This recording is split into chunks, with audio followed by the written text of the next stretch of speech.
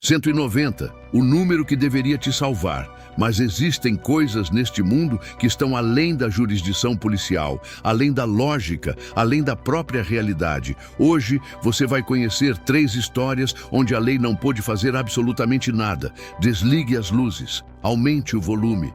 E se você ouvir algo estranho durante este vídeo, não olhe para trás, porque o que você está prestes a ouvir pode estar mais perto de você do que imagina. Bem-vindo de volta. Se esta é sua primeira vez aqui, você escolheu uma noite interessante para nos conhecer. Eu sou seu narrador e por anos tenho investigado casos que desafiam explicação. Hoje, reunimos 3 relatos documentados, com registros policiais reais, onde os investigadores simplesmente desistiram. Não por incompetência, mas porque o que encontraram não tinha explicação dentro das leis da física ou da razão. Neste vídeo, você vai descobrir casos reais com documentação policial que nunca foram explicados. Você vai entender por que autoridades oficialmente arquivaram essas investigações. Você vai ver evidências que foram ignoradas ou que simplesmente não podem existir. E você vai decidir por você mesmo, falha humana ou algo muito mais perturbador. Antes de começarmos, um aviso. Estas histórias contêm elementos genuinamente perturbadores. Se você está sozinho em casa, tarde da noite, bem, talvez essa seja exatamente a atmosfera certa. Agora, prepare-se, porque uma vez que você ouvir essas histórias, você nunca mais vai ligar para o 190 da mesma forma. Vamos começar com algo que aconteceu em 2019, numa cidade pequena do interior paulista. Março de 2019.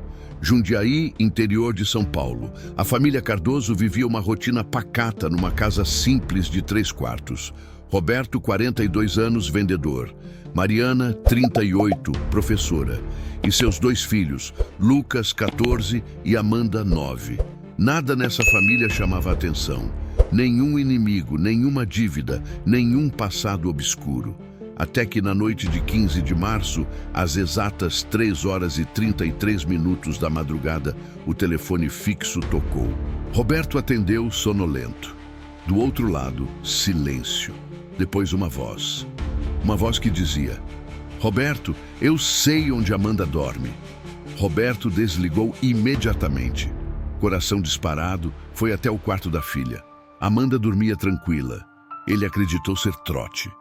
Mas na noite seguinte, 16 de março, 3h33 da madrugada, o telefone tocou novamente. Dessa vez, Mariana atendeu. A mesma voz. A voz dizia: Mariana, o cachorro não está latindo porque ele me conhece. A família tinha um pastor alemão. Mariana correu até o quintal. O cachorro estava deitado, calmo, olhando fixamente para a cerca dos fundos. Não rosnou. Não latiu, apenas olhava. No dia seguinte, Roberto procurou a polícia. O boletim de ocorrência número 4472/2019 foi aberto. Os investigadores agiram rápido. Instalaram identificador de chamadas no telefone fixo da família. Terceira noite, 17 de março, 3h33.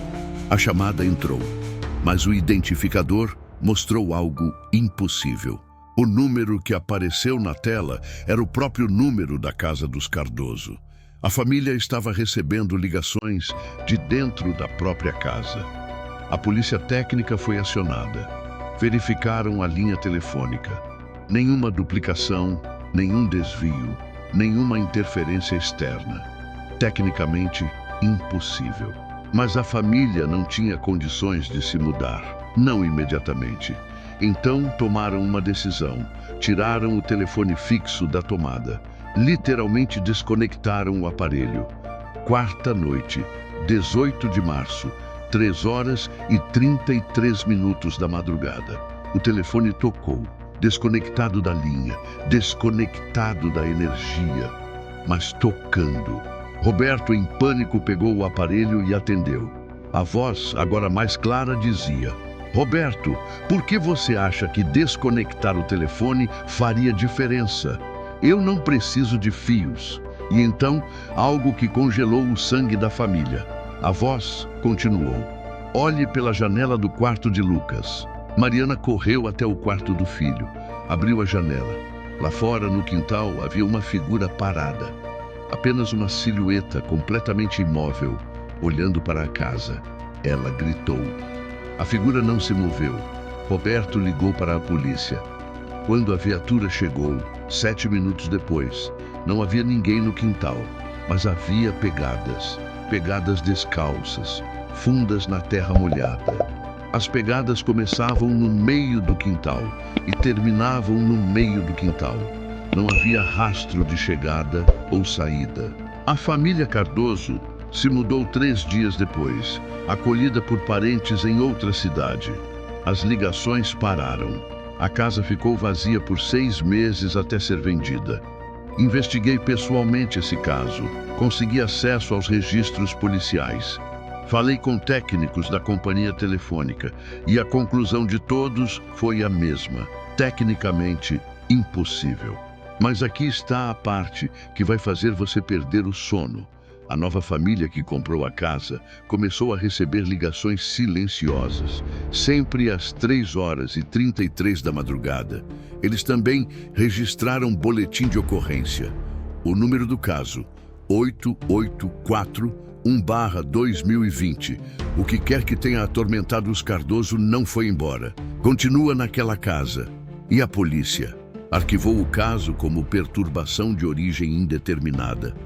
Porque como você prende algo que não precisa de fios para ligar, que não deixa rastros e que conhece seu nome?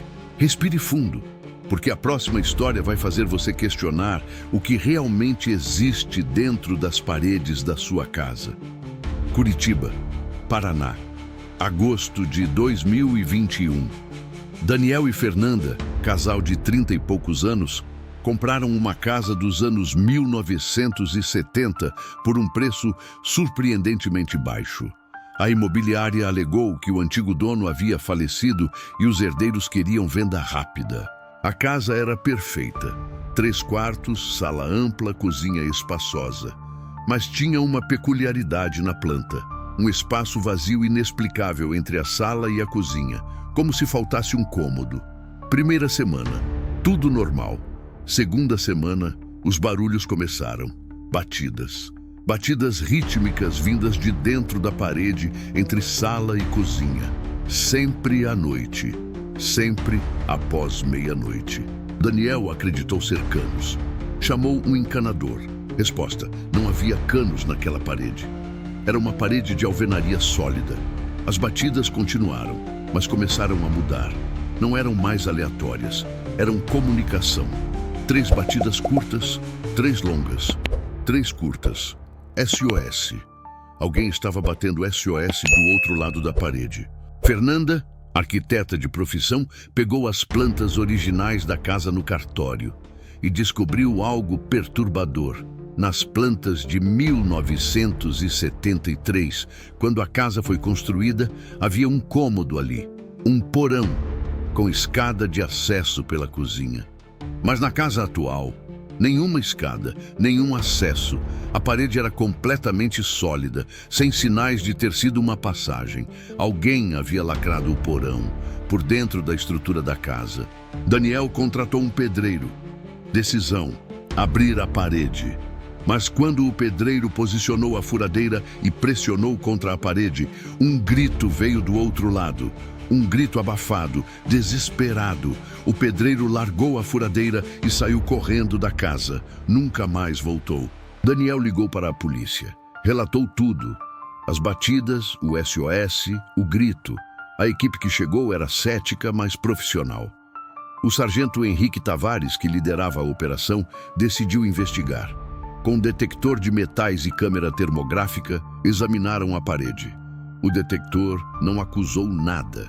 Mas a câmera térmica mostrou uma fonte de calor, em formato humano, do outro lado da parede.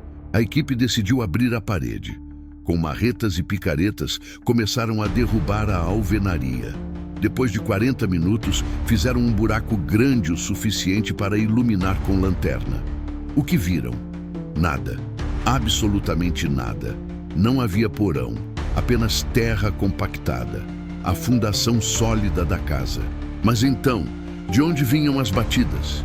De onde veio o grito e a fonte de calor na câmara térmica? A polícia passou a noite na casa, monitorando. Às 2h47 da madrugada, as batidas voltaram. Mas dessa vez, vinham de outra parede, a parede do quarto. A equipe correu para o quarto. As batidas pararam. Voltaram para a sala. As batidas recomeçaram na parede da cozinha. Como se algo estivesse se movendo dentro das paredes, entre a estrutura da casa, onde não existe espaço para nada se mover. Um dos policiais, cabo Marcelo Santos, teve um colapso nervoso e precisou ser removido. No relatório dele, uma frase que me deixou sem dormir. Havia algo naquela casa que não estava sujeito às leis físicas, algo que ocupava um espaço que não existe. Como se algo estivesse se movendo dentro das paredes, entre a estrutura da casa, onde não existe espaço para nada se mover.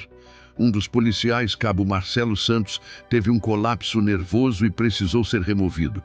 No relatório dele, uma frase que me deixou sem dormir.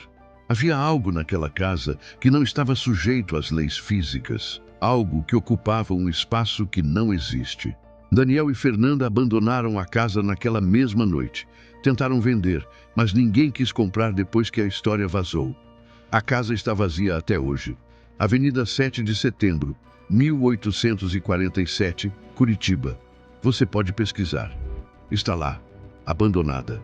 Investiguei os registros históricos. Em 1979, o primeiro dono da casa, Sr. Augusto Ferreira, desapareceu sem deixar rastros. Família alegou que ele entrou no porão para consertar a fiação e nunca mais saiu. 3 dias depois, a família mandou lacrar o porão. Cimentaram a escada, fecharam tudo e nunca mais falaram sobre o assunto. A polícia não pode prender algo que existe em um espaço que não existe. Não pode resgatar alguém de um lugar que foi apagado da realidade. Mas as batidas continuam. E quem quer que esteja pedindo socorro ainda está lá, preso em um porão que, oficialmente, nunca existiu. A última história é talvez a mais perturbadora, porque envolve algo que todos nós fazemos: dirigir numa estrada à noite. E a pergunta que ela levanta é simples e aterrorizante. Você tem certeza de que a estrada onde você está realmente existe? Rodovia BR-116, trecho entre Curvelo e Governador Valadares, Minas Gerais. Dezembro de 2020, véspera de Natal. Marcos Vieira, 38 anos, caminhoneiro experiente com 20 anos de estrada, fazia o trajeto São Paulo-Salvador. Era uma rota que ele conhecia de cor. 23h15. Ele para num posto para abastecer. Compra um café, conversa com o frentista, verifica os pneus. Tudo absolutamente normal. 23h40. Marcos volta para a estrada. Uns 20 minutos depois, ele percebe algo estranho. Aquele trecho parecia mais longo do que ele lembrava. 0h30. Ele deveria ter passado por Governador Valadares, mas não vê a cidade. Só estrada. Estrada vazia, sem outros carros, sem postes. 0h55. Marcos vê uma placa à frente, posto BR, 5 km. Ele pensa: perfeito, vou parar para me orientar. Ele dirige os 5 km, vê o posto iluminado à frente, para. E quando desce do caminhão, reconhece o frentista. É o mesmo frentista do posto onde ele parou há 1 hora. O mesmo posto. Mas isso é impossível. Ele dirigiu em linha reta por mais de 1 hora. Não fez retorno, não saiu da pista. Marcos, agora em pânico, tenta ligar para a esposa. Sem sinal. Pede ao frentista para usar o telefone fixo. Liga para o 190, passa a localização. BR-116, quilômetro 478, posto BR. Polícia Rodoviária Federal é acionada. Marcos decide, vai esperar a polícia no posto. Mas o frentista diz algo que congela seu sangue. Ele diz: Mas, moço, o senhor já passou aqui hoje, há 1 hora atrás. Abasteceu, tomou café, conversamos. Tá tudo bem com o senhor? Marcos não sabe o que fazer. Decide esperar no caminhão. Liga o rádio, tenta se acalmar. A polícia disse que chegaria em 20 minutos. 40 minutos se passam, nenhuma viatura. Marcos liga de novo. A atendente diz: senhor, nossas viaturas não conseguem localizar o posto BR no quilômetro 478. Não existe posto registrado nesse quilômetro. O senhor pode confirmar a localização? Marcos sai do caminhão. Olha para a placa do posto. Está escrito claramente Posto BR, quilômetro 478. Mas segundo a PRF, aquele posto não existe. Marcos entra em desespero total. Decide: vou voltar para a estrada e dirigir até encontrar alguma referência conhecida. Ele dirige, e dirige, e dirige, por horas. A mesma estrada, os mesmos postes, as mesmas curvas. Como se estivesse num loop infinito. Marcos foi levado para o hospital. Exames físicos, perfeitamente normal. Exames psiquiátricos, nenhum sinal de psicose, alucinação ou surto. Mas no caminhão dele, o GPS registrava uma rota impossível. Linhas sobrepostas, como se ele tivesse dirigido através da mesma área repetidamente, mas sem fazer retornos. O combustível estava pela metade, compatível com 5 horas de viagem, não com 3 dias. E o posto BR, no quilômetro 478, não existe. Nunca existiu. Não há registros, não há alvarás, não há nada. Mas o frentista com quem Marcos conversou existe. Trabalha num posto no quilômetro 520, 42 quilômetros à frente. E ele confirmou: sim, me lembro dele. Atendeu ele 2 vezes na mesma noite. Achei estranho, mas não disse nada. A PRF arquivou o caso. Categoria: desorientação temporal de causa indeterminada. Marcos nunca mais dirigiu à noite. Desenvolveu pânico de estradas vazias. E eu não culpo ele, porque a verdade é esta: existem lugares neste mundo que não estão sujeitos às nossas leis. Lugares que existem e não existem ao mesmo tempo. E se você entrar num deles, pode nunca mais sair. Ou pior, pode sair 3 dias depois, sem saber onde esteve. 3 histórias. 3 casos reais, com documentação policial. 3 situações onde as autoridades simplesmente não puderam fazer nada. Não porque fossem incompetentes, mas porque o que investigaram estava além de qualquer protocolo, além de qualquer manual, além de qualquer explicação. A ligação que vem de dentro da própria casa.